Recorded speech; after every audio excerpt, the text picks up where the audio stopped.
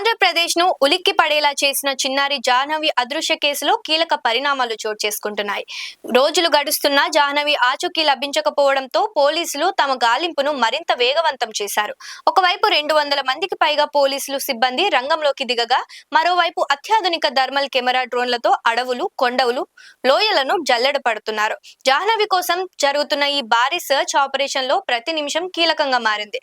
చిన్నారి జాడ కోసం పోలీసులు సాంకేతిక పరిజ్ఞానాన్ని పూర్తి స్థాయిలో వినియోగిస్తున్నారు. రాత్రి వేళల్లో కూడా గాలింపు కొనసాగేందుకు థర్మల్ కెమెరాలతో కూడిన డ్రోన్లను రంగంలోకి దించారు. మానవ శరీర ఉష్ణోగ్రతను గుర్తించే ప్రత్యేక డ్రోన్లు గాలింపులో కీలక పాత్ర పోషిస్తున్నాయి. అంతేకాదు, జాహ్నవి ఆచూకీ కోసం అధికారులు మరో కొత్త వ్యూహాన్ని అమలు చేస్తున్నారు. కొండ ప్రాంతాల్లో ప్రత్యేక నిఘా కెమెరాలను ఏర్పాటు చేస్తూ ప్రతి కదలికపై నిఘా పెంచారు.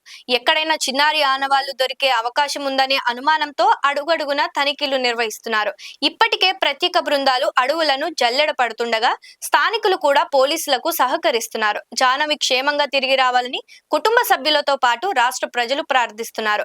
అసలు జాహ్నవి ఎక్కడుంది? థర్మల్ డ్రోన్ల గాలింపులో ఏమైనా కీలక ఆధారాలు లభించాయా? కొండలపై ఏర్పాటు చేసిన కెమెరాలు ఏదైనా కొత్త క్లూను గుర్తించాయా?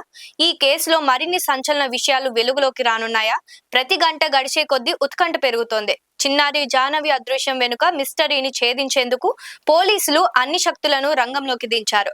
అత్యాధునిక సాంకేతికతో పాటు భారీ మానవ వనరులను వినియోగిస్తూ ఎక్కడా రాజీ పడకుండా గాలింపు కొనసాగిస్తున్నారు. రాత్రి చీకట్లలో కూడా థర్మల్ డ్రోన్లు గాలిస్తున్నాయి. కొండలపై ప్రత్యేక కెమెరాలు అమర్చుతున్నారు. ప్రతి అనుమానాస్పద కదలికను నిశితంగా పరిశీలిస్తున్నారు. అయినా జాహ్నవి ఆచూకీ మాత్రం ఇంకా మిస్టరీగానే మిగిలింది.